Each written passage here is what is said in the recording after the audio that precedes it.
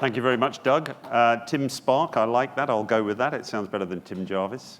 I have 15 minutes to try and impart what I have to say to you, so I'm going to get straight into it. I had a choice this morning as to what to talk about, and given that I go to the polar regions a lot, I see it would be logical to talk about melting ice and 400 parts per million of CO2 and what it means for sea level and ocean acidity and that kind of stuff, but I kind of assumed I'd be preaching to the choir somewhat, so I've decided to talk about the lessons I've learned from reenacting the expedition of Sir Ernest Shackleton and some of the real take-homes that I've taken from that I think are directly applicable to achieving climate change goals. And I think there are some real clear parallels between the two. Shackleton sought to cross Antarctica from one side to the other. It's a very big place. It's 1,800 miles from one side to the other, 2,800 kilometers. Antarctica is a vast place. It's 14 million square kilometers in size, about 1.5 times the size of Canada, about twice the size of Australia, where I live these days, 58 times the size of the UK, where I'm originally from, 12,500 times the size of Hong Kong, where I was last week. And the only thing that made the people of Hong Kong feel happier about themselves is the fact that it's 20,000 times the size of Singapore. And the place is covered in an average thickness of ice of 2,050 meters. So 14 million square kilometers times 2 gives you 28 million cubic kilometers of ice, which is a vast amount of ice. And this shot here shows me coming out of the screen towards you in my bid to be the first person to cross Antarctica on foot and unsupported, pulling my heavy sled behind me like a horse pulls a cart. And I'm 600 k's from the South Pole, 400 miles from the South Pole, coming out of the screen towards you when I took that shot. And that mountain in the background is 3,000 meters high, just over, about 10,000 feet in the old money, but only the top 300 feet sticks out of the ice. The other 9,700 is buried in the ice of the Antarctic.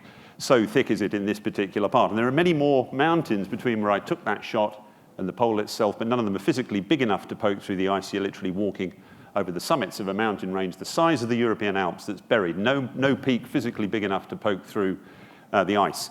I am an environmental scientist by training. I went to Australia to try and sort out water issues 21 years ago, having originally come from the UK, and I'm always fascinated to think about the sheer volume of water that's stored in the Antarctic. We have 97% of the world's water is in the ocean. Of the remaining 3%, 2 is in the Antarctic ice cap. And in fact, 7.1 billion of us survive on the remaining 1%, and a quarter of that is in Lake Baikal in northern Russia. So we survive on 3/4 of 1% of the world's available water, which is why we're always fighting over water as much as anything else. Back to Shackleton, he went down there with the intention of crossing Antarctica. He went down in his ship, the Endurance, on the eve of the First World War, and things went wrong pretty much from the outset. The ship got stuck in pack ice. Soon the massive pressure of pack ice pushed in around the hull of the ship, breached the hull, such that he and his 27 men knew they were never going to sail home, and they were essentially going to die down on the pack ice. What did he do when the mast of the ship finally disappeared beneath the ice for the final time? He gathered everyone around and said, "Men," they were all men back in those days on those expeditions, obviously not so today, and said, "Men, today we will go home." And he said this with a kind of degree of confidence he had no right to use, because he had no means of rescuing himself or his 27 men with insufficient food. No one knew where they were. They only had the lifeboats off the ship, 3 23-foot-long wooden rowboats with a little toy mast on them, and the roughest ocean in the world between Antarctica and the rest of the civilized world to try and get to. And he had no means to say it, but he did so. And he exhibited this incredible leadership, which means he's now taught at many of the world's leading management schools for his leadership, ANU and Harvard and INSEAD and you name it, for his leadership. And I could talk at great length about what his leadership meant, but I think the key take-home for me is the fact that he had what we now call emotional intelligence. He understood that teams are made up of individuals.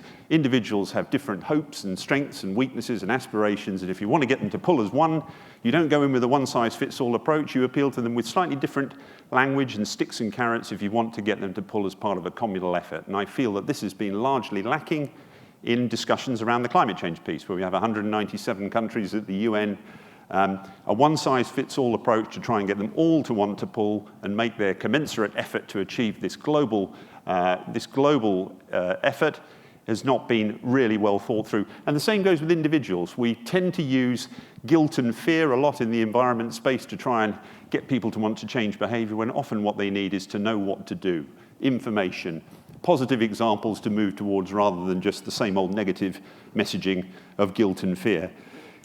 Back to Shackleton, his ship sank. He and his men lived on the pack ice, initially in the stricken ship for 10 months, and then on the pack ice for a further 5 months, eking out an existence by eating whatever they could find, seals, penguins, albatross eggs, that kind of thing. And finally, the piece of ice on which they camped broke up one night. And what do you do in that situation? You get in your boat and you paddle for your life to try and reach the nearest land, which is what they did. They arrived at a place called Elephant Island, so called because of elephant seals, not elephants, obviously. And they landed, they fell ashore, they'd saved themselves, all was well. But Shackleton knew that, of course, they would all die on Elephant Island. Nobody knew where they were. There was no human population. It wasn't on the way to anywhere. The only thing for it was to attempt an audacious rescue mission in the boat going from Elephant Island to South Georgia, another remote island, but with a population of people, whalers. If he could get there, he could get a bigger ship sent south and pick up the 22 people he'd left behind on the island. It was an amazing expedition. It involved crossing 800 nautical miles of open ocean, 1,500 kilometers, mountainous seas, many times the height of ceiling to floor in here on stormy days, in a keelless rowboat, wearing cotton smocks and woolens, eating pieces of congealed animal fat, wearing leather boots with nails pushed through the soles for grip, and really an amazing achievement to reach this little dot in the ocean, which was South Georgia, arrive there, arrive on the wrong side of the island, the southern side, having come from the Antarctic, and then have to cross a mountain range to reach the whaling stations on the northern side using such rudimentary equipment and no maps and no tent, reach the whaling station, raise the alarm, and save everyone. It was an incredible, incredible achievement. Sir Edmund Hillary called it the greatest survival journey of all time. How does one do this in the modern era, which is what I sought to set out to do? Very long answer to that question that I only have 7 minutes, 52 seconds to try and answer, so I'm not going to try. But what I would say is if you're trying to reach South Georgia and do it with the equipment that Shackleton had, you put in place processes and practices and recruit people and have milestones, the achievement of which will get you to that end point. You don't do things that are going to get you roughly in the direction of that. They're fit for purpose to achieve the known outcome. And again, I tend to feel the United Nations process, we have a 2 degrees Celsius goal we're trying to achieve. 197 countries go away and put together their INDCs. A smart company like McKinsey crunches the numbers and discovers that, oh dear, we don't achieve 1.5 degrees like we'd aspirationally like to, or 2 degrees, we're actually getting to 3.5 degrees. In other words, we're missing 2 degrees by 1.5 degrees. And 1.5 degrees is the amount by which we've warmed the planet as a result of our activity since 1750. So it's hardly a glowing endorsement. My point is, if I conducted expeditions like that, I'd die 2/3 the way to South Georgia and would never make it. So I think we need to have a bit of a reality check in the way we conduct ourselves. Teams. I spend a lot of time talking to the corporate world about team dynamics, recruiting the right people, how to keep them motivated, what to look for, the emotional intelligence of teams. What I would say in the environment space is we seem to spend too much of our time preaching to one another, if I can say that. I can commend Globe for not doing that because, of course, we have people here from all sorts of different walks. We have policymakers, corporate people, entrepreneurs, NGOs, and it's great to have everybody in the room here together, but less of that would be useful. In doing an expedition like the one I did, it cost several $1 million. We had Discovery Channel and PBS as partners, a bunch of corporate supporters. I would sit there dutifully every fortnight and give these backers updates as to where we were at. And logically, I expected them to want to hear about the risk assessment and the planning and the budgets. And I had all these cheat sheets around me ready to answer any questions from a team of 15 anonymous voices on the other end of the teleconference. And people would often say, "Can you show us pictures of your boat?" And, there's something in that. I managed to hijack the conversations in an expedition that was essentially broke for much of the time until we finally got the funding to pull it all off by deflecting the conversation onto topics about, the boat and how the planks were going on and things like that. My point is that humans are very tangible creatures. We need to see physical evidence of something for us to believe it. It's the problem that climate change has always suffered from. You can't see greenhouse gas. So if you can't see greenhouse gas, you need a very effective proxy you can use that means something to the person whose behavior you're seeking to change. Otherwise, you're going to get nowhere with it. And in my case, it was the boat. We celebrated little milestones along the way. As the planks went on, all the backers had confidence that the thing was coming together properly. In fact, we were still broke, but the boat got built. Out on the Southern Ocean, I could talk to this at great length, but suffice to say, doing Shackleton's expedition voluntarily, wearing cotton smocks, leather boots, 1 degree Celsius seawater, survival time if you fall in 10 minutes, no EPIRBs, no cheating, no neoprene, eating pieces of semi-congealed lard to sustain yourself in a storm, in a keelless rowboat with a little toy sail, trying to find South Georgia using a sextant and a compass is not for the faint-hearted. It requires you to sort of break down the enormity of the journey into small pieces and work towards the achievement of those. And in fact, very seldomly do you actually consider South Georgia. You're really considering the next small increment and working towards that in the knowledge that they collectively will get you to the outcome in the end. And you're often checking whether they're still getting you there. You're still on course to achieve what you set out to do. You take a step back and you occasionally reevaluate the fitness for purpose of the stuff you're doing to make sure you're still on track. But essentially, that's what it's all about. And in the case of the environment piece, there is no point us saying to the corporate world or to policymakers whose tenure in power might be 4 years in the case of a politician, or in the case of, say, a CEO of an Australian stock exchange-listed company, 3.1 years. We have a problem, it's called climate change. Do something about it. We need to, as the environment movement, disaggregate the enormity of that problem, give them something they can deliver that's tangible, but it also has to be time-bound. It has to be able to be delivered within the time frame in which they have a position to do something about it. Within, in the case of, as I say, an Australian company, 3.1 years. The South Georgia we reached 100 years after Shackleton changed out of sight from the one that he went to. It's a subantarctic island, it's full of glaciers. 92% of them are in wide-scale retreat, attributed largely to the effects of human-induced climate change. What else can I say? We fell into these crevasses very routinely. All the shots I'm showing you are when the weather is good. We traveled regardless of whether we could see where we were going or not, because it's the only way you can remain warm. Movement is what generates heat, not food and lots of layers of clothing. So we fell in these things very, very often. But it struck me at the time that glaciers are a very good way of showing climate change. They're not necessarily the metric that will get somebody to change behavior if they live in an inner city urban situation, but they're enough to pique their interest and make them sit up and take notice. And as I say, this shot is taken actually in 1956. It's 40 years after Shackleton.